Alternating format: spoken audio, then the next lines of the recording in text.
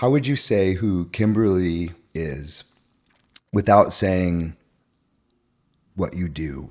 Well, that's a great question because that's something I had to learn when I left corporate. When I retired from corporate, I remember going to a conference. One of the vendors we had been doing business with was gracious enough to give me a ticket to a conference in New York. And it was shortly after I had left Nordstrom to start my own business. And it was the first time that I had to introduce myself to people. Mm. And I was like, hi. Yeah. Ooh, Yeah. like, I didn't it was the first Yeah. time in my life, Yeah. in my Hmm. adult life, to be totally honest Yeah. with you, that I didn't was not attached to a company, right? That I wasn't Hmm. like, "I'm Hmm. so and so from so and so."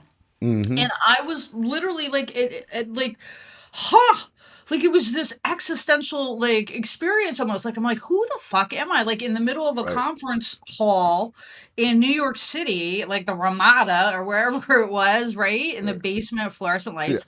It was this sort of out of body experience where I was like, "Who the fuck am I?" Like, Yep. and so now I just, "Hi, I'm Kim." I don't, and people were like, "What do you do?" Blah, blah, blah. And I think the thing that I say most is I help.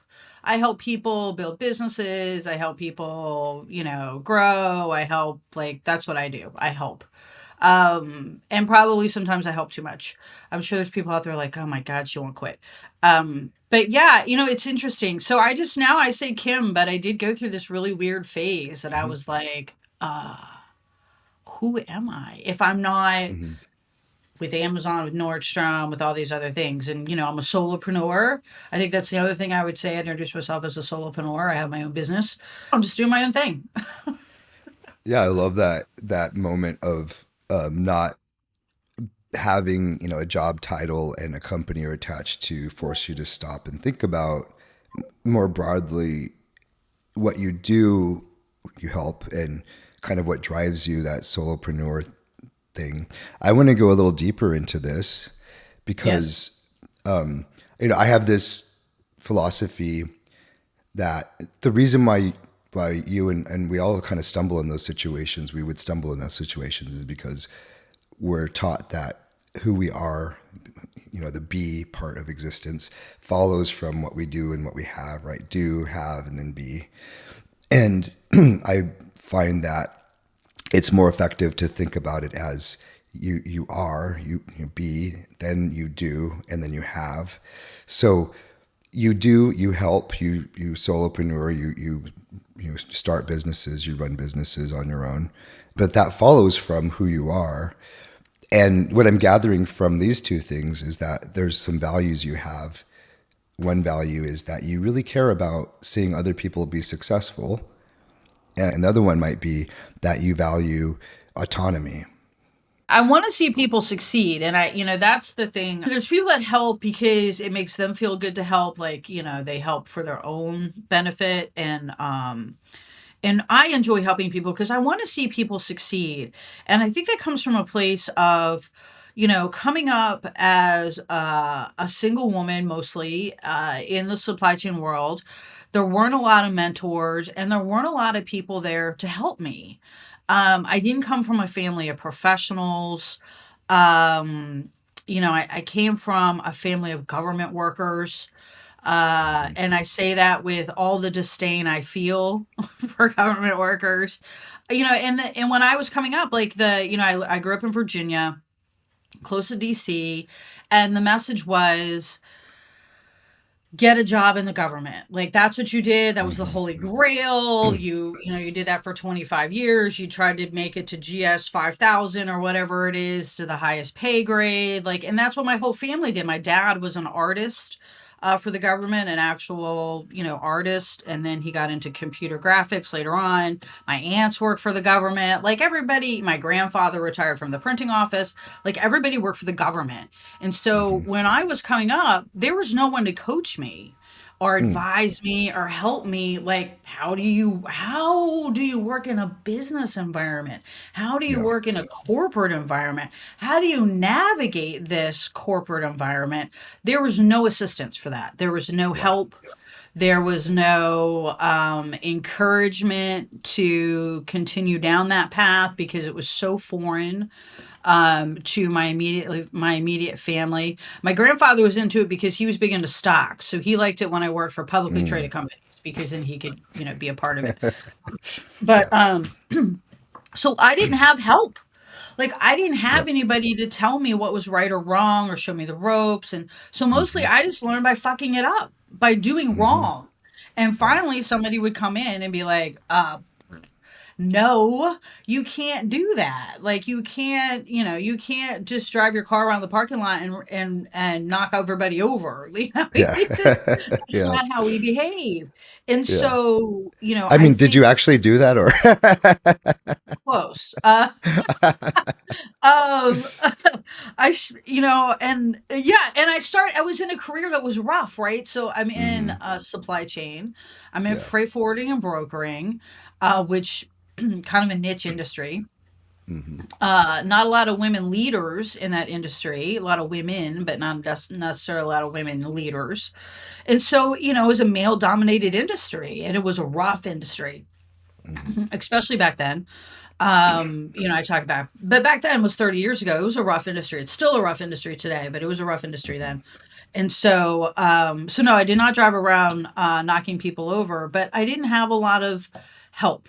And so I think that's where my sort of desire to help people is I know that pain. I know what it feels like to feel lost and kind of confused. Like, I think I'm Hmm. doing the right thing. I feel Yeah. like I'm doing the right thing. My intent is right, Hmm. but it didn't work out. Like, what happened? Like, there was no one to really bounce that off. Yeah. Your family was all about working in government, navigating that system. So your support structure that you started with, because we all start with that as our support structure, didn't set you up for working in a corporate environment, in a for-profit environment.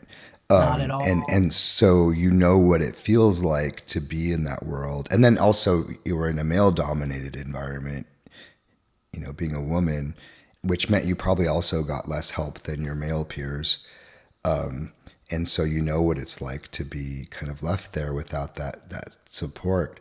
One thing that stood out to me when you were talking is that it takes real commitment to authenticity to say, I'm coming from a family of government workers, so much that they're so invested in the government worker, but then you just went completely a different direction.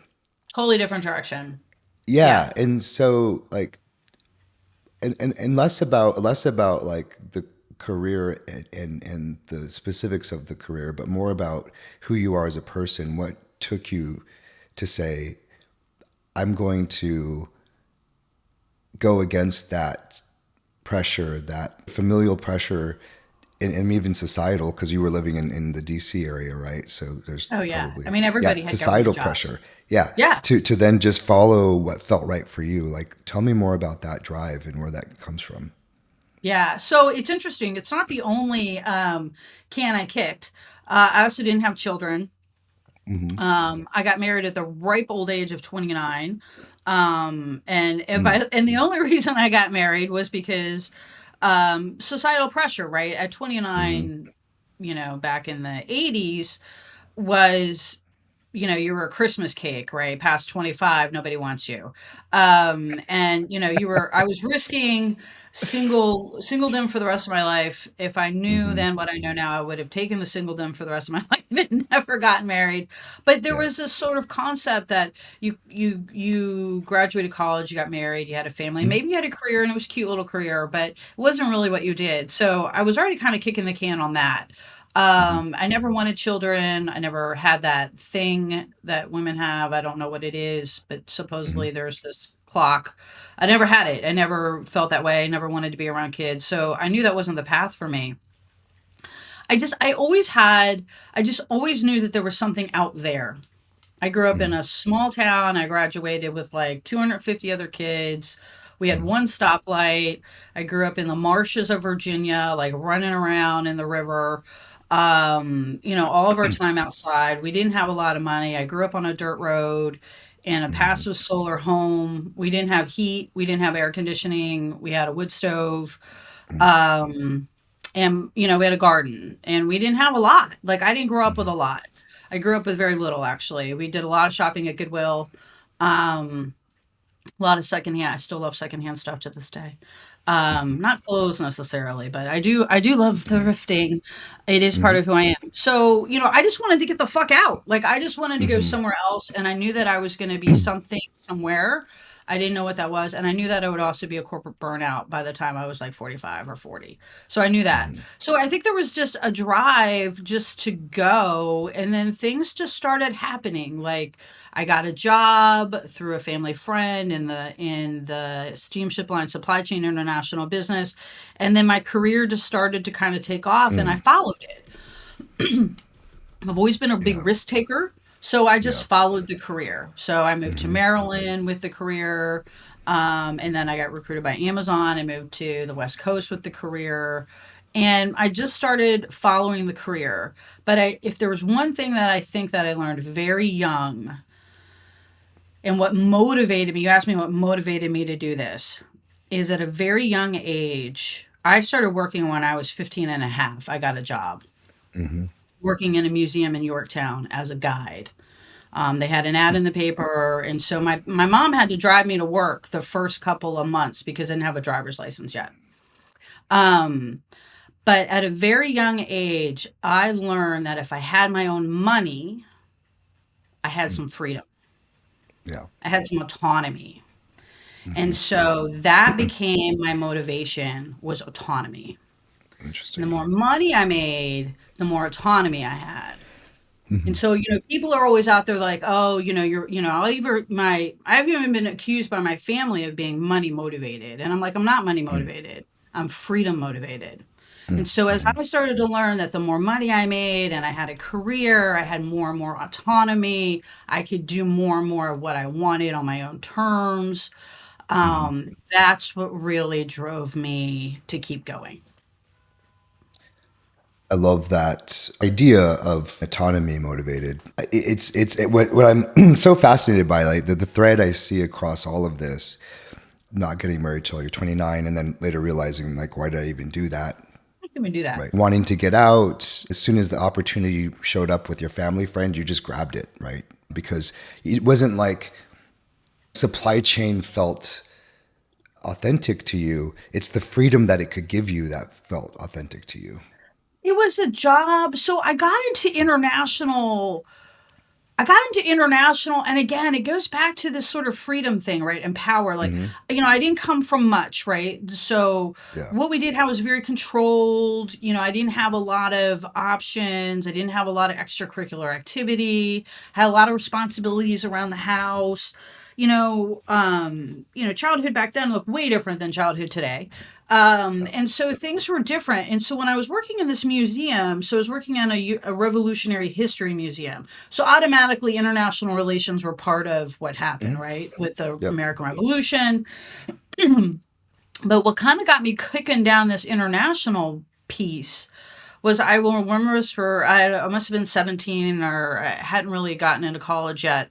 But we were doing a big event for a bicentennial or something in the French American agreement. And this woman showed up at the museum I was working at. And she walked in and she had this trail of men following her. She had a gun on her hip. And I'm like, who the hell is this woman? Um, and she was from the government, and she was in international treaties. I don't remember exactly what she did, but it was, again, like the first time I saw a woman in a power position. Hmm. Like, growing up in the Yeah. boondocks of Virginia Yeah. with no with in a passive solar shack. Hmm. I wasn't really a dynamic that was really familiar to me. Yeah. And so it was the first time I saw a woman in this position of power and authority. And I was Mm. like entranced. Like, I was like, wait a minute, this is really interesting. And so that really kind of got me spinning in this international direction, like, Yep. other countries and Hmm. agreements and cultures and all that kind of stuff. And so when I went to college, I was already kind of spinning in that direction with international. I got a degree in international relations. Now, when I Hmm. graduated college, I had no fucking idea what to do with that. Like, I was like, it's just following a path, and then it came to an Yep. end, and I was like, I don't Yeah. know. I don't know what to do with this. And a friend of the family got me a job with this company called T. Parker Host, sending telexes What is it? to Telex. ships. Way back machine. Sending telexes to ships, and that was my first job in international supply chain, was doing telexes, and then it Is just that went from like there. a is that like a sort of like fax or like basically a We had pigeons. No, I'm just joking. yeah. It's before like even sat communication. It's Hmm. I think it's like a step beyond Morse code. Uh-huh. Um, and we actually had to type in these codes because you paid by the letter Uh-huh. Yeah. when you sent it. And so it was just Ah, okay. it was sat communication, but it It printed was. out on Okay. paper. We didn't Yeah. have voice yet. Right. So basically it was like a telegram but through satellite. Yeah. Yep. To ships. Cool. Yep. Mhm. Anyways, Mhm. yeah, that's awesome. Like I think what is okay, so I'm trying to find The this common thread thread is here. freedom. What's that? Freedom. Yeah. Yeah, freedom is the thread, and what's interesting about this thread is that I'm trying to find the point where it breaks. And I think it broke, from what I'm hearing so far, it broke when you were 29 and you got married. And so the reason why I'm trying to find this because freedom is what is authentic to you. Yeah. And I'm trying to find the breaking point because I'm trying to find the point where you fell out of authenticity. I lost the track. Yeah, so that we can then explore, like, because that's, I think it's only when we lose something that we really understand how much we value it and why we value it. Yeah. and so I'm just curious, when you lost that track, like, It's how interesting. did I you would say it recognize? was I've Yeah, never thought about that, but it yeah, was when I got married because I really didn't want to get married. Like, I wasn't yeah. like on it. Yeah, I mean, Like, it was just the whole something. time you've been like very intentional. I'm doing this because this is what I want to do, and Yeah. And so I met a man and we started dating, and we weren't together very long, and immediately back then, and it wasn't just my family, it was everybody, right? Like, the minute you started mhm, dating, somebody's like, when are you getting married? When are you getting engaged? Like, yeah, so all this pressure started, but I would say that's when I kind of started moving away from being authentic, because hmm, then I had to be a wife. And a wife was different than pre-wifey Kimmy was different hmm, than wifey Kimmy. And then there was responsibilities, and then there was somebody else and their expectations and what they wanted. hmm, Yeah, and I would say, yeah, that's really when I kind of sort of lost the authenticity, hmm, and fell into I think we talked about the the mouse wheel, right? The flywheel. Because then it was, we got a house, and then it was mortgage payments and home equity loans, and new cars, and I was deeply unhappy when I was married. I should not have been married, period. It wasn't a sort of reflection on him, but we started falling into those traps, right? Like, trying to buy happiness. yeah. What's the next thing? The next big, "Oh, we'll remodel the kitchen. Oh, we'll do this. Oh, we'll buy a car. Oh, we'll go on vacation," and then I got recruited by Amazon, and I'll never forget this conversation. I was like, "I'm going. You can come later. You cannot come at all. You Yeah, can stay here. You can come, like, whatever you want, but I'm going. Like, I have to at least go see what this is about. Like, I have to go yeah. check it out." Going to Uh, Seattle. yeah, to move to Seattle and see what this job is about. And I remember when I did it, it was like, even if it's for a year, I'll just do it for a year. You Hmm. know, I'll see what happens. And, Mhm. and so I want to go a little I want to go a little deeper into this because I want to go into what you were feeling at that time. What did it feel like to did you feel that within yourself that you had lost something that was authentic to yourself? Or did that not come No, till later? that didn't come until later. It's really interesting. You kind of almost, this has been a topic of conversation a lot lately. Like I really did go down that trap, right? Of I was married for 12 years.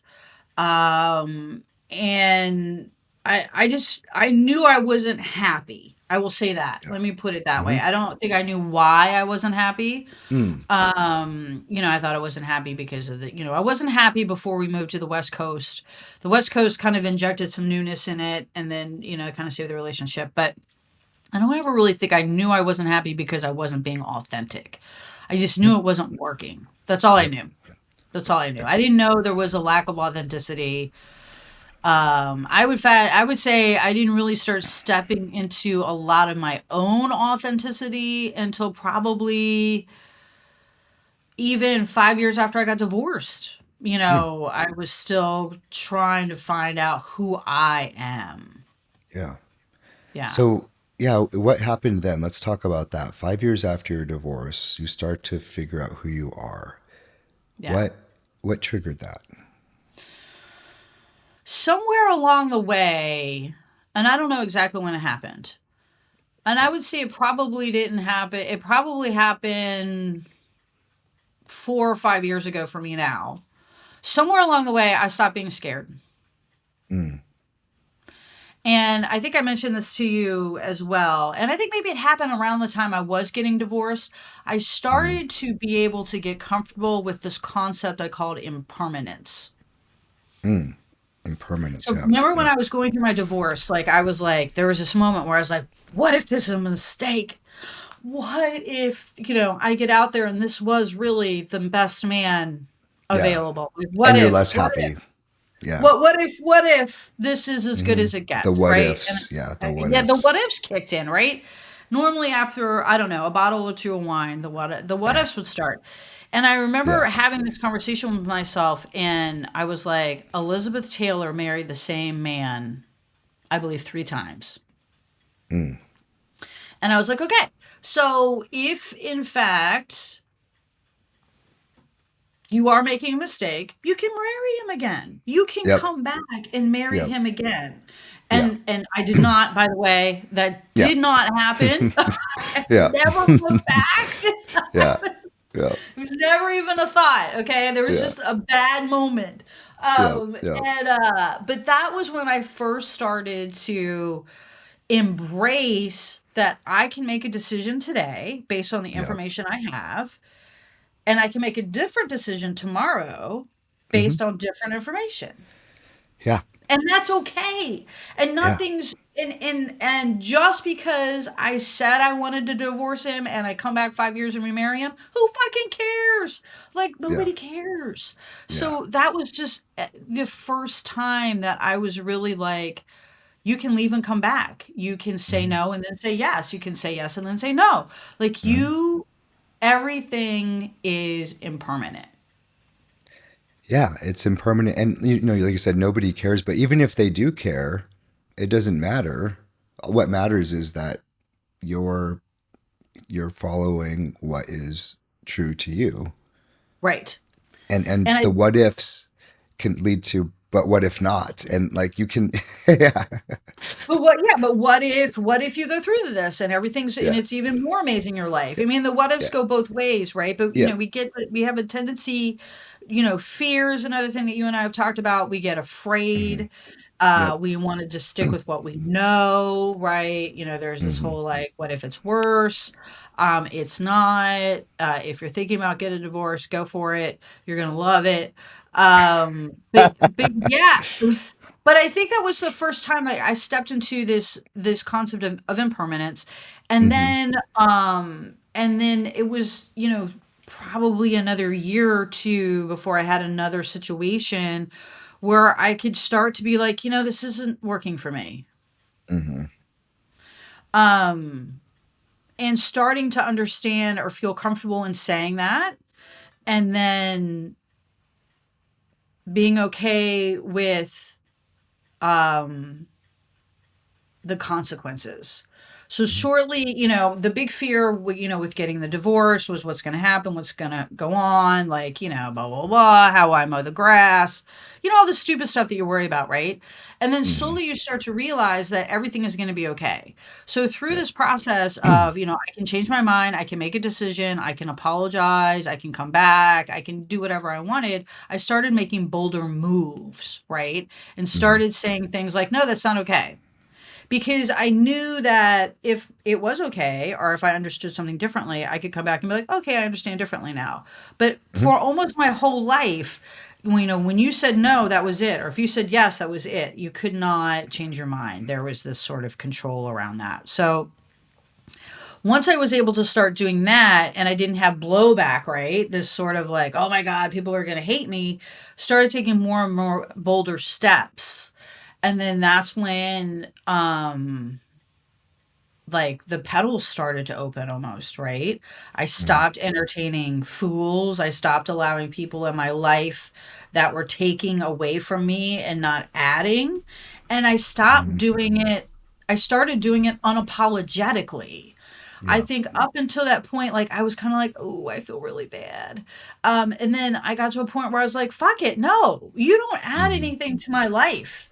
All you do is dump your negative dumpster fire bullshit on me and get drunk. Like I don't want to listen to it anymore. And I don't have to. Yeah. And I think, and then once you start making bold steps, it's just kind of self-fulfilling, right? You just start making more and more bold steps. And then you step more and more into your authenticity, the more and more who you are. And and it's really wild. My experience was being like, as you go through this, your world gets really small Mm-hmm. for a while. Yep. Like all this stuff that was around you, these people and this stuff Mm-hmm. starts falling away and your world starts getting really small. And Yep. it starts to feel really uncomfortable because a lot Mm-hmm. of times if you're leading a truly inauthentic life, that's almost like down to you and your dog. Like, Mm-hmm. Yeah. I don't, Yeah. it's like Yeah. you're like, holy shit, like it's just Yeah. me. Yeah. Um Because and let's pause there. Actually, it's because if you're leading a fully inauthentic life, everybody around you isn't authentic to you at that point, and yeah, so then it's yeah. it's But not then that's jibing anymore. yeah. Yeah, it's not Yep. jibing anymore. You don't want to be around them. The thing that you used Mm-hmm. to find massively hilarious, like just grates your last nerve. You're Mm-hmm. just, you're like, dude, shots of Jaeger. What? Like, it's like your life shifts, and so it's Yeah. crazy because your life gets really small and you become for me I almost came like a recluse, right? I just hid in my house. My life was really small, and then it starts to bloom after that. Mm-hmm. So and different people go through different periods of time on how long this time. People go through this multiple times of their lives, Yep. but after that what starts to come alive is what's really amazing. And again, it's not this huge like fluffy huge thing, but Mm-hmm. the what comes to you is what's really meant for you. Mm-hmm. And life almost becomes effortless is Yeah. what I like to tell people. Like all of that churn and grind goes Mm-hmm. away. That's been my Yeah. experience. It is an experience that I've heard many times when people become true to themselves and their authenticity. And I've experienced this myself too. We start to lose people in our lives that don't resonate, that don't fit with that. It's I tend to think of it as a filter, right? Like Mhm. the rejection that comes from being authentic is a filter Yes. that Yes. helps you get to the things that resonate or that connect with you, that are for you, the people Yeah. and the things. I love the analogy you used. You said blooms. As you were telling your story, I had imagined a garden that was like wild, just a wild garden that Yeah. every seed that blew by, Yes. everything just Yeah. landed into it and just, and it's chaos and it's just a mess. And there's nothing wrong with that. It's a thing. It's a garden. It's it's beautiful in its own way. And But for a period of my life, like, it was good, right? yeah, Like, it yeah, was awesome. It was just wild, and, like, the thing yeah, about the seeds is amazing because anything that yeah, blew in, it was just like, "Come on," like, yeah, "Yeah," like, it was all like, "Ah." Yeah, and it yeah, was, like, this big wild field, and it was beautiful, but it was out of control. Yeah, yeah, and yeah, and what if and it wasn't like maybe for you what's authentic is a rose garden, and a yeah. rose can't thrive in that, right? And so, how do you allow yourself to and so that there's that curation process. And so yeah, let's talk a little bit more about this where being authentic. There's this part where you basically change the fertilizer and the soil, and now everything dies off, right? And so, but now you're curating the seeds. And what did that look like for you, in terms of the people coming into your life and how that changed your life, having people that were not just the random seeds blowing in, but people that resonated or connected with your authenticity? How did that change for you? So, it changed. One, it shrunk my friend group massively, right? So my friend group is much smaller than it used to be. It changed the dynamic of the conversations I was having with people. Hmm. So when had this big wild garden, a lot of the fertilizer for that garden was negativity, was Mm. people hating on their lives, hating on their jobs, hating on other people, just a sort of like gossip group, right? That was just in Hmm. everybody's business, and this is what it was, and so, a lot of the fertilizer was negativity. So the first thing I noticed is when I took away the negative fertilizer, a lot of the plants died, right? Because they were really only there for the drama and the gossip. Yeah. And when I didn't want to deal with that anymore, um, those relationships ended, right? And then that was to the point, like, look, I don't want to hear this. I'm not here to hear you talk shit about so and so. Like, do you have any other topic that you would like to discuss? No? Okay, I gotta go. Um, so that was part of the big, they kind of fall away. Like you said, like the garden's a great analogy for that because when I took away the negative fertilizer, those relationships just died. Yeah. And that was great. The other fertilizer I took away was people taking my energy. That was another Mm. thing that I was having a lot of people, um, uh, it looked like admiration but it was really sucking your energy, right? It was like, Hmm. I want to do what you do, and I'm going to latch on to everything that you do, and I'm going to like get They're approval from like you. weeds. Yeah, for everything that Yeah. you do, I'm gonna be like, I'm like, Hmm. and I'm like, no, Yeah. no, because one, I fought really hard to get here, okay? Really Mm. hard. You have no idea what I sacrificed, the decisions I made to get here. And Yeah. until you're ready to do that, no, I can't help you. And then, the second part of that was you have to do it on your own. Like, and Hmm. and you're sucking the life out of me Yeah. trying to help you live your dream, and I'm barely keeping my own head above water. Like, that's Yeah. what, lifeguard training when I was a kid, is you don't go after somebody else drowning, right? Until Hmm. you have a flotation device with you, Yeah. because they will drown you trying to save themselves. Yeah. So, Put your mask on first, kind of thing. put your mask on first. So Yeah. that was the second group of people that kind of dropped away, were just the energy suckers. Yeah. When I was like, I can't help you anymore. Like, no, you Yeah. can't. No, I don't want to hear about it. Like, this is the other piece that dropped away. And that was a large group of my friends, to be totally honest with you. And then that was what Yeah. was really surprising. And then so after that, moving coast to coast helps cleanse a lot too. That Mm. helps with that process. Hmm. But since then, much more selective about who I allow in the friend group. Hmm. Even just who I socialize with. And Yeah. not even, I just don't have time and energy for other people. And, the people who are in my life now, who I have regular contact with, who are, they don't all necessarily live close by, but, we're all here for each other and we've all been together for 20 plus years. Hmm. And they're the true blue people who, ups and downs, through everything, have been willing to be there no matter what. I mean, even Yeah. when you got to talk about it for the 452nd time, right? They're still there Hmm. to like hear you talk about it.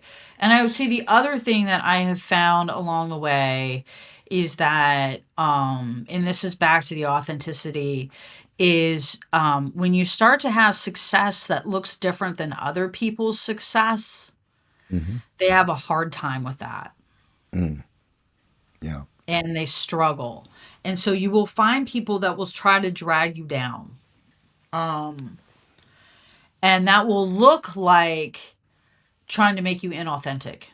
Hmm. Um, because they'll say things, you're too loud, your voice is too strong, be nicer. I just did one on being nicer.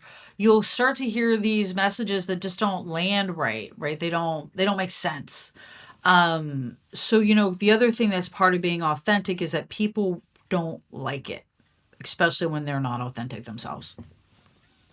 There's a few things there that resonated with me. One of them you were talking about, you had to reject a lot of people, and that's that's hard to do because we don't like to be rejected ourselves. So it hurts to reject other people, especially if they've been with us for a while and we care deeply about them. Yeah. And it's like using the lifeguard analogy.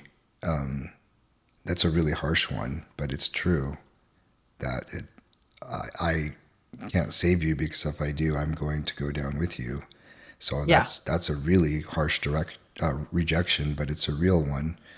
And then the other part was around having success that looks different than others, because there's no universal measure of success. And I've noticed that one thing I've been noticing in these interviews is that part of authenticity is allowing oneself to have their own definition of success that's different than what society typically, because you talked about that earlier. For a woman in the society, success looks like getting married, having kids, having a career but not a real, all these things, right? Like, Yeah. All these little things. I'm curious why when you do have that different success, when people, because I think you're describing jealousy. When they see you have a different kind of success, they're jealous, and so they try to stop you or they try to deter you or whatever. Sabotage And you, I yeah. think that jealousy oftentimes comes from not giving oneself permission to do the same thing.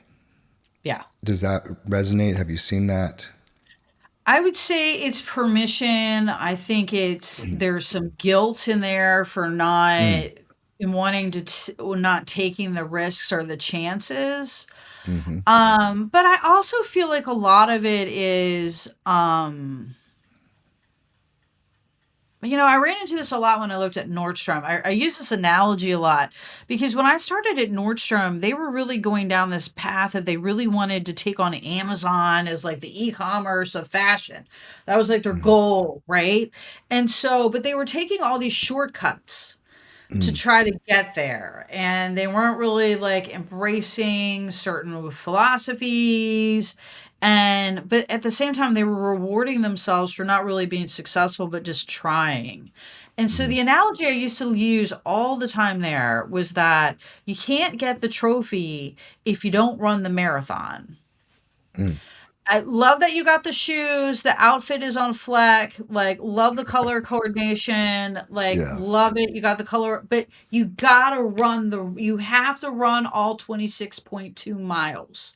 You Yeah. cannot run 13 and cut through the park. You can't do all this kind of stuff. And I think that is a lot of what I see, one, in inauthentic people, is the sort of corner cutting, um, peace, and it's what people who have not taken a lot of risk and have not achieved a different kind of success are able to do, because they want to cut through the park. They don't want to run all 26.2 miles. They just want to get the sneakers and they want the trophy. They don't want to go through the training and the pain and the throwing up on the side of the road that it takes to get there. And Yeah. that's what I think, that's the thing that frustrates me the most. And I think when I shut down the most, when I talk to people, where they're like, well, why can't I just do what you do? And I ran into this a lot when I was starting my own company, where other people are like, well, I'm just going to start my own consulting company too. I'm like, well, good luck. I hope that works out for you. And then a couple of years later, they're like, well, this didn't happen or that didn't happen or blah, blah, blah, or, being upset about it. And I'm like, yeah, but what were you consulting with? Yep. Well, I worked in supply chain for 2 years. I'm like, yeah, I worked in supply chain for 25 years. Like, you just can't come off the shelf and try to be someone else. You don't know what it took for someone to get where they are, the sacrifices that they made. Yeah. I mean, what I wrote down here is that authenticity requires grit, is what I'm hearing. It requires grit. That's okay. I haven't heard that word in a while. People use that word a lot. And moxie is another one people used to Yeah. use. Yeah. A lot of moxie, but it takes standing your ground. I've done some podcasts on this, on conflict, on authenticity, but it takes standing your ground and looking out at the horizon, basically, is how I kind of look at it, and saying, I don't know what's going to come of this, but let's go find out. Like, I Yeah. don't know. But what you do know, when you're living in an inauthentic life and you're around inauthentic people, you can feel it. Like, it's in everything. Yeah. And when you start to move away from it, there's almost like this lightness that happens Yeah. in your life. Like, things just become easier. I don't know how to explain it other than that. Yeah. You can feel it when you're around it, probably because it feels frictionful, right? There Yeah. feels like there's friction and There's resistance and constant a lot friction. of this extra effort. Yeah. It would be like walking here on Earth feels effortless, but if you were to walk on, planet with heavier gravity, it's like, oh, this is a lot Yeah. because it's It was a not lot. authentic. Yeah. Yeah. And I think what I've found, and tell me if this resonates with you, is that part of the reason why it becomes effortless is because by definition, you're doing things and surrounding yourself with people who are aligned with your values and your purpose. And anytime we are stepping outside of what we value, it starts to feel there's friction, there's effort. To Yeah. me, that what you're describing, the effortlessness, is like a flow state. Yeah. And when you have to step out of that, it's the opposite of flow.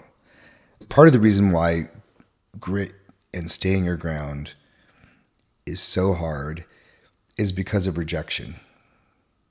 And I think that's part of the reason why you talk about, like, you started this business and you probably faced a lot of rejection. It, And and maybe with Nordstrom, using Nordstrom as an example, maybe they also ran into rejection with product market fit, and they would just be like, oh, we're going to celebrate this rejection, which is good. You should celebrate the rejection, but you didn't win the race yet, yeah. right?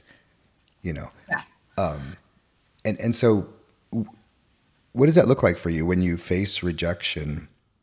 Because I think this is a big part of why you're able to show up authentically, is that the way you handle rejection might be differently than most people do. So what does that look like for you? Now, I'll talk about what it looked like for a long time. So for a long Yeah, time, rejection or yeah, any sort of criticism was like a stab in the heart. Like, I was just like, oh my God. And I think what I felt in my head, and I didn't realize it at the time, and it took me many, many years of therapy to figure this out, was that I wasn't good enough. If it wasn't perfect, if the document wasn't perfect, if the presentation wasn't perfect, if the thought wasn't perfect, if there was any criticism, I had failed. It didn't matter if it was just a comma or a period or a different word, like a synonym to another word. It felt like catastrophic failure for me. Yeah. So Well, I mean, especially at rejection. Amazon. Well, that's pretty much where they beat it out of me, like Yeah. crying, I there screw me. just to throw on that topic, there was a time where I was presenting. I had to present to Jeff Bezos. It was me Yeah. and my boss's boss. The entire chain between me and Jeff Bezos in the room, and we're waiting for Jeff to show up, and we're reading the doc, and we see that there's like, you know, a typo. Just one number was different. Instead of four, it was a five or something like that. And my boss's boss points it out, hands it to my boss. My boss hands it to me, and gives me this look like, Oh my and I'm God. like running God. across the hall, and I'm getting it reprinted. And like I hear Jeff walk in the door, and he's like walking past the hallway, and I'm freaking out. And fortunately, he didn't come right to the meeting. He went to, check He in had to with go to the his, bathroom or something, thank yeah, God. all that stuff. And I'm like waiting for the printer, and it finally comes out. And then, I go back, and, but it's like, it's that level of pressure in that Yeah. environment to get it exactly right. Yeah. I just So wanted to it, share that story because I yeah. think it like shows how intense it can feel when you get something like that wrong. Something that so the external pressure was all and then on top of that, my internal pressure was 10 times that, right? So Hmm. um Yep. so there was always this pressure to get everything perfect. Hmm. And once I could get to, and of course, any feedback was very personal. Like, I just didn't take any of this well. Hmm. Um, for a variety of reasons, right? We'll leave the pop psychology to the pop psychologist. But slowly, and Marco Netto was kind of one of the first big leaders who's tried to help me understand this. I started to understand that feedback, and I hate this saying, but feedback was a gift. Because people misuse it, right? And when they're like, Yeah. they give you bullshit feedback, and you're like, that's bullshit. They're like, all feedback is a gift. I'm like, Right. well, I don't have to unwrap it, okay? Just leave it on the porch. I'm Yeah. not interested. But he sensed my anxiety, like when people were giving me Hmm. feedback, right? And he was one of the first people to, like, hey, when people take time to give you feedback, it's really a good thing. It's not a bad thing. Like, trying to help you do better and help you grow. So slowly I started to be able to kind of understand that, but it took years for me to finally embrace fully, right, 98%, 2% I still can't, but that there is no good or bad. It's all headed in the same direction. That people's thoughts are their own opinions. That has mostly nothing to do with me. People's opinion of myself is none of my business. And that in rejection there is something to learn. Hmm.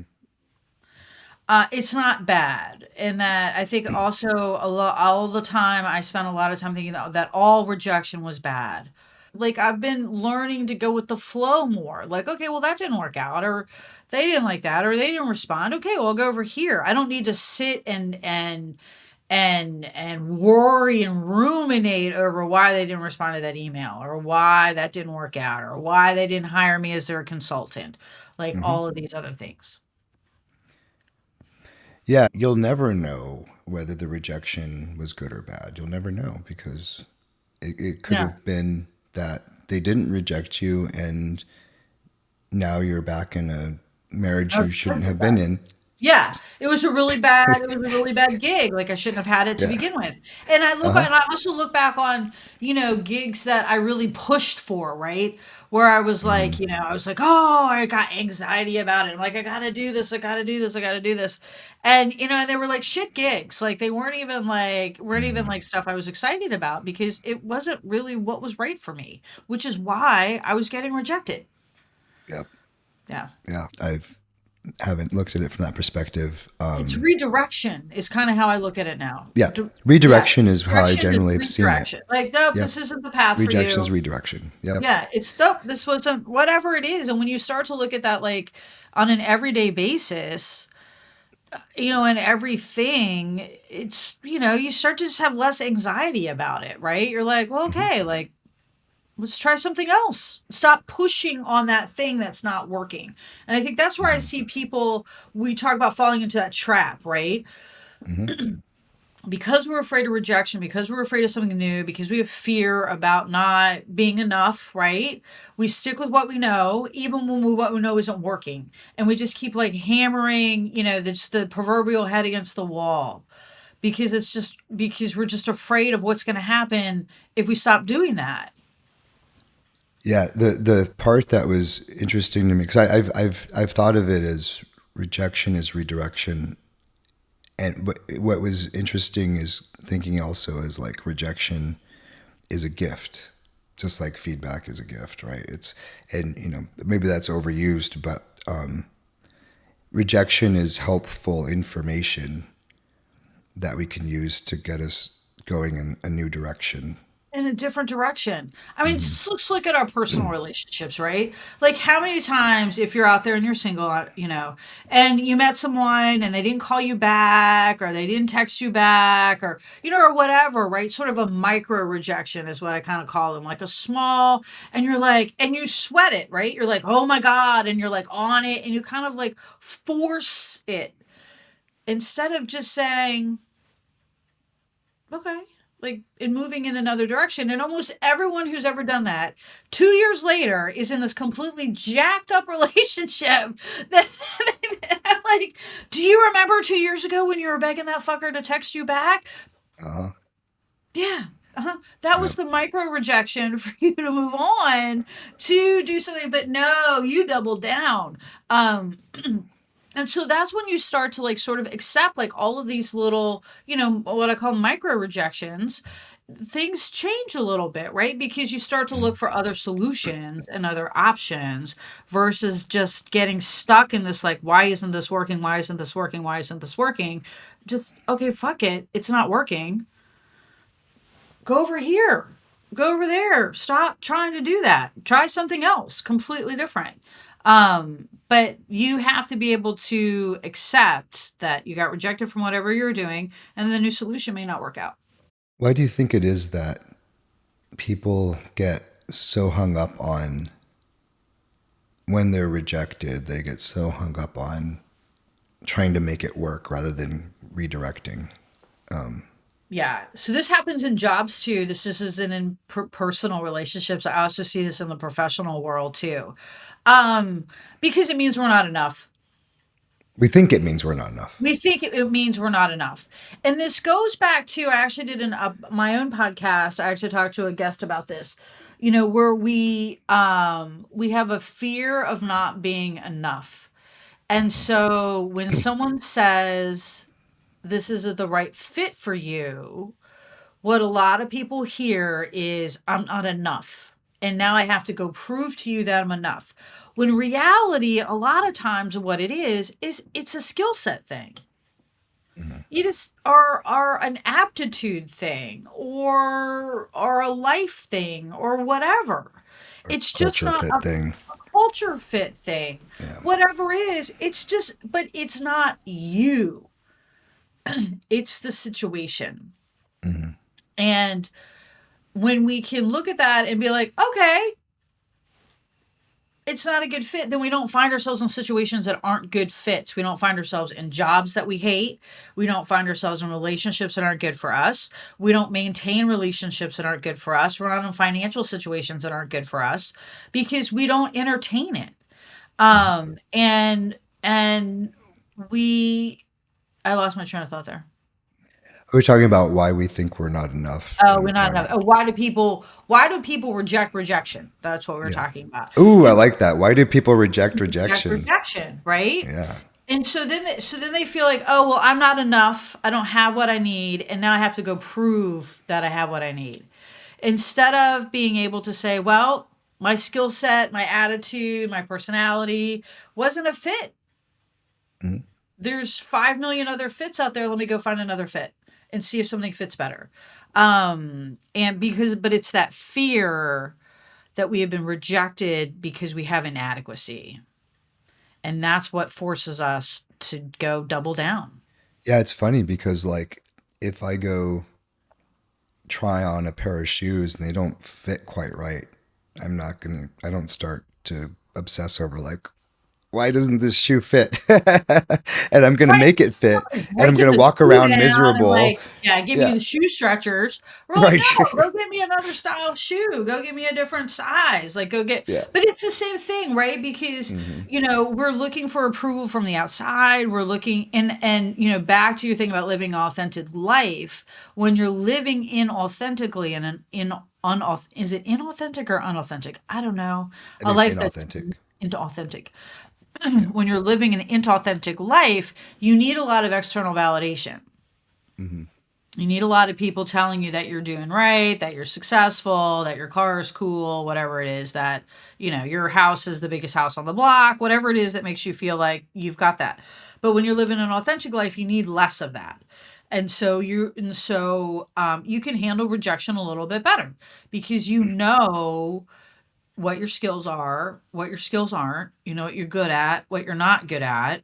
And you know where you will and will succeed. And mostly, I think the biggest part of that is when you're living an authentic life and you know what you're bringing to the table, you're able to add more value because you're authentic, you know what you know, you're showing up yourself, you're not bullshitting anybody. The value you bring to the table is so much more when you're authentic. Yeah. And then the value returned to you is more and again, things become Smoother. less effortful. They're more Yeah. effortless. Yeah. Yeah, I like that. Why do people reject rejection? Rejection. Yeah. It's almost like we go out trying to avoid it. Yeah. We And what insulate happens when ourselves. we yeah, what happens when we try to avoid rejection? We stop growing. We become goldfish in a bowl. That's it. Yeah, we start missing opportunities. We Opportunities to do something different, to grow, to a lot of things. And I see it all the time. I see people who picked a career path and that was it, and they never went anywhere, did anything. That was it. That's all they did. And at the end of their lives, they're pretty unfulfilled because they have regrets. They wish they had done more. They wish they had taken more chances, et cetera, et cetera. They don't have fulfilled lives. So yeah. So when we stay away from rejection, when we try to insulate ourselves from negative thoughts, that's what happens is we end up really small, isolated lives. yeah, I want to talk a little bit more about I agree with you. Like you end up in a I love the goldfish analogy because it's like that's the safest way to avoid rejection is to just live in a bubble, right? Why do people do that? You said when we're rejected, sometimes the reason it feels bad is because we feel like we're not enough. And so that relates to the inability to accept oneself. And sometimes it's also this fear of when we are rejected, how will we treat ourselves? Like, how will we feel when we're rejected? Will we say, hey, you know, I am enough. This just isn't for me. And, I'm glad I tried. And, let's go and do the next thing. And, yeah, this sucks. This hurts a little bit and it's okay. Go ahead and take some time for yourself to process that.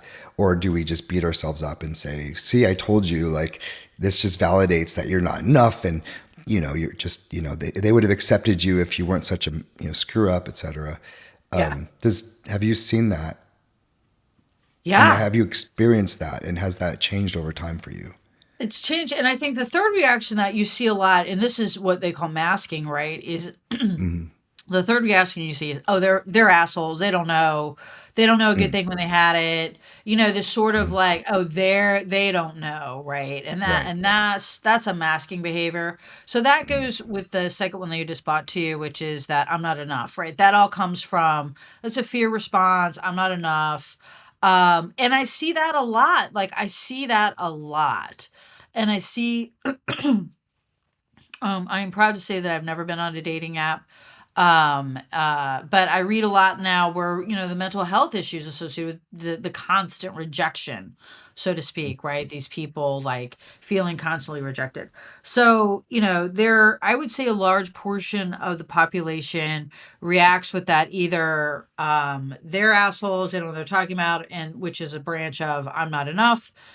mm, But when you get to a place where you're more authentic and more accepting, you can do what you first mentioned, which is to say, maybe not a good fit for me. Um, Disappointed I didn't work out, but obviously this is not the direction I was supposed to go in. It takes a lot to get there, and I would say it's a small portion of the population who can actually do that, who can actually have that conversation with themselves and or somebody else and then just move on without mm, continuing to break it down. People look at rejection and, you know, what it really is this wasn't the right circumstance for you, the right situation, and you have two choices. You can accept that, or you can go get the skill or whatever it is that was missing and possibly try again later. But the worst thing that I see people do is double down on that rejection in the moment, right? And then, you know, that starts to look like, oh, I didn't get the job. Well, you know, calling the recruiter, calling the hiring manager, really forcing the issue, really trying to make them like you, really trying to get the job. Same thing with relationships, really chasing that person down, trying to get their attention. You know, and just in other things too, like when something's really hard to get, maybe you shouldn't have it. mm, You know, and it's something stupid like concert tickets, right? Like a situation where somebody wanted to go see a concert and just couldn't get the tickets, like was not happening.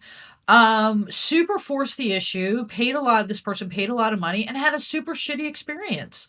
Like it was mm. like maybe you should not have gone to the concert to begin with. Like the what they went through to make this happen was just above and beyond. Like he was like, there's something else going on here. Like this just isn't about concert tickets anymore. Yeah, Um, but all rejection is not bad. It's just redirection. Slightly different direction. Whatever it is. Just tack, adjust a couple of degrees, apply for a different job, whatever it is. It's a message. There's something to be learned in there. absolutely. I want to go deeper into self compassion because Mhm. I think that there's something there about why people double down. There must have been a point in your life, maybe not, maybe you've always been, you know, because you strike me as somebody, as when the rejection happens, you're not beating yourself up. And you're not toxically positive either, right? You show up for yourself, you support yourself, and you say, hey, this wasn't a match. You may be a little disappointed. You might need some self care, and then, like, let's move on. But maybe there was a time where you would have beat yourself up. Can you tell me more about that and how that shifted for you and why it shifted for you? Yeah, it was about, you know, for perfectionism. And I think it's interesting how this came about. You know, so I was always a perfectionist. Everything had to be perfect, right, in order for it to be acceptable. And you know that showed in a variety of ways. In my professional life, it was actually a great ad because it made you really good at doing good stuff, at you know producing products, and especially in the supply chain, being a perfectionist is really helpful. In your personal life, it makes it very difficult. But because I expected perfection from myself, I expected it from everyone else. And it wasn't until I became a leader at Amazon that I started to run into problems with expecting perfection from my team and Mhm. being hard on them. And, you know, as everybody was hard on me at Amazon, like shit rolls downhill. Okay. So it didn't start with me, you know, but I was accepting it and rolling it downhill. And a lot of it was around perfectionism. And I remember I got reported to HR for, Mm. yelling at somebody in a meeting, one of my very many HR meetings that would come after this. Um, and I went to go talk to my coach because I was like, what the, like, I'm getting screamed at. Don't they get screamed at? Like, da da da da. And it's some of the first conversations we started to have about the inner child Mm. and about loving yourself. Yeah. And the motivation for me to start honoring the little Kim, as I call her. I know, apropos, Not to be right? confused with the rapper. Not to be the little Yeah. Kim, but when I Yeah. came out, I was like, there's something in this. Not we have not done prison time yet. But anyway, but when we started, these were the early conversations with the little Kim and self-compassion, self-care, like, and the motivation for me to start working on that was so that I could be better to my team, not so much that I could be better to myself, because let's be honest, I've been an asshole to myself my entire life, like I was used to it. Yeah. But the motivation for me was I was not going to be able to be a compassionate leader until I could be compassionate with myself. And so until I could accept failure, mistakes, overlooking stuff, not having my shit together constantly, until I could accept that with myself, I was never going to be able to accept it in other people. And so that was where the path started, was being okay when I didn't mess up, when I messed up. And, being out, being somebody yelling at you and telling you you're full of shit and you're an asshole and you don't know what you're doing, but inside being able to be like, okay, well, that's his opinion, but I don't think it's that big of a deal. So that was the beginning of being able to be compassionate for other people. Yeah. I like how you realized that in order to show up better for others, in this case your team, you got to show up better for yourself first. And it kind Yeah. of goes back to that, you got to put your mask on first, all of that sort of thing, right? Yeah. And one thing that was like coming up for me when you're talking was this whole idea of perfectionism. And it's funny because it was an Amazon S team member, I think it was Sebastian Gunningham, I remember in a review I had, that said something that stuck with me for the rest of my career, which is not something that he owns in terms of a quote, but he just requoted it, which is, don't let perfect be the enemy of good enough. Yeah. Because perfection is actually, it's a myth. Yeah. It doesn't First off, exist. it begs the question, perfect to who? Yeah. Who defines and it? and and also, like, it's a moment in time sort of thing. It can only be Yeah. perfect for so long. Yeah. Especially in the world of technology, it'll be perfect for one fleeting moment, if there is even such a thing as Yeah. perfection. Yeah. So so what it taught you was to accept yourself as you are and accept your team as they are, and instead of demanding perfection, maybe I'm speculating here now, but like demanding continuous improvement, demanding you Yeah. know Effort, continuous improvement. Are we working on that? mhm, Are we working toward better? And yeah, I better. think that's and you nailed it on the head in that there is no perfect. There is no perfect job. There is no perfect relationship. The best sort of alliteration I got, around the whole perfect conversation is, think of a perfect rose. Just visualize in your head the perfect rose. Is that the rose the same the next day? Mm, yeah. Nope. Nope. Mostly by the next day after it's perfect, its petals are dropping, it's Mhm, overbloomed, whatever it was. The day before, it was too tight. It wasn't ready to be the perfect bloom, right? So, mhm, as you said, perfection exists in nanoseconds mhm. of time. And there is no perfect. Everything ends. Nothing lasts forever. There is no forever. All relationships end. Somebody's gonna die. The relationship ends. You hope that you die together and you eternally, who knows, we don't know what happens. You But could do the yeah, Romeo and Juliet thing. the whole Romeo and Juliet thing. But this idea of perfectionism, but we get sold on it that if we look perfect, we act perfect, our mood is perfect, our home is perfect, our car is perfect. If you achieve perfect, you will achieve happy. And Hmm. that's what the perfect comes from, Hmm. is that if I'm finally perfect, I'll be happy. If I finally write the perfect document, Jeff will be happy. And then Right. I'll be happy, right? Yeah. That was Yeah. gonna never fucking happen. Yeah. Like ever. I don't care how perfect the document is. But that's what really drives it, I think, is this sort Yeah. of like, once I'm perfect, then I'll be happy because then I'll be accepted and et cetera, et cetera. So yeah, exactly. Yeah, because I will Acceptance. be accepted and I will finally be enough. And then Hmm. everything will be joyful and it will be Thanksgiving dinner and everybody will be happy.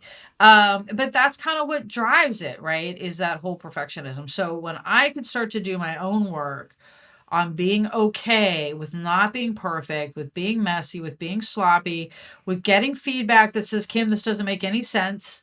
I mean, like, Hmm. no problem. Let me go take a second stab at that without like tearing myself up inside.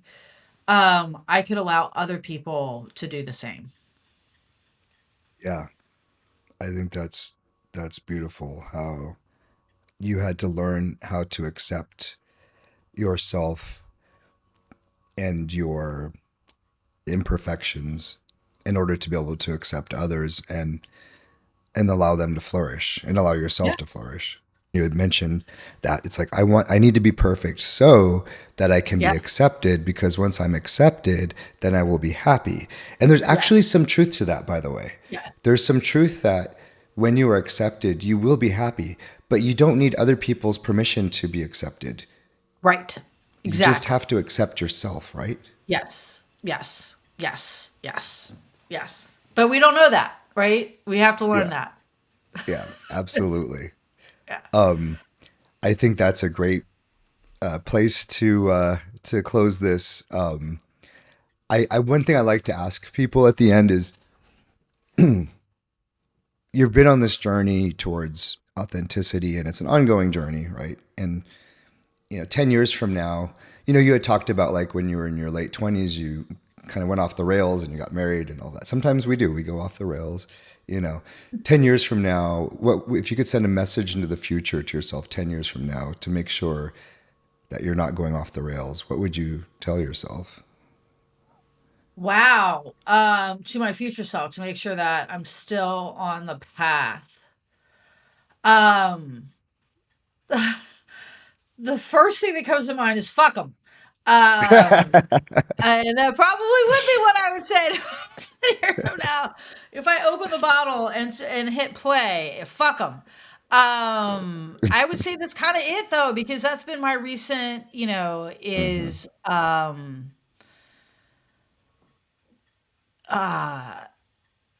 not everybody gets it. And it's Hmm. okay. Just Yep. keep going. Just keep going. Like don't stop. By now, you know, and you know the path and you know what you're supposed to do. Just keep doing it. That would be my message to myself. Because I know in the next 10 years, I'm going to get 100 people telling me what I'm doing is not right. Just keep doing it because you know it's right. Don't let their opinion drive you. Yeah. It can inform And you, but it's not going to drive you.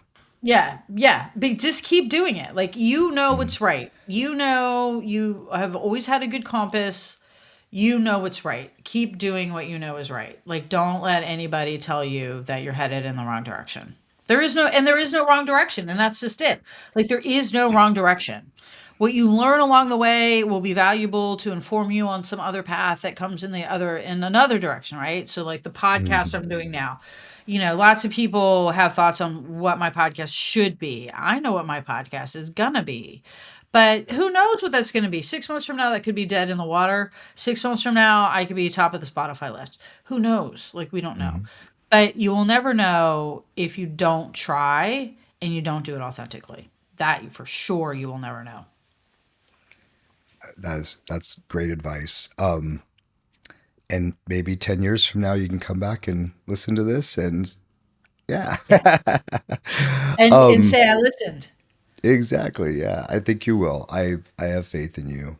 Um, Thank you. so thank you so much for doing this with me and sharing all of your experience and your wisdom and your approach, and these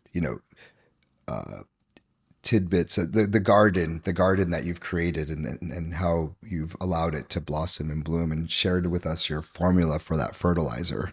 Yes, I'm going to take that analogy now, it's a and good one. it's a great one. Where can people find you? The podcast, The Morning Mood, is on Spotify. That's a great way to listen to, continuously listen to me. But also on LinkedIn, Kimberly Reuter on LinkedIn. You can find me there as well. And those are the best two places to find me. But yeah, this has been great. It's been wonderful to reconnect with you and share, yeah, a big journey. Awesome. Thank you so much, Kimberly, for being on the show today.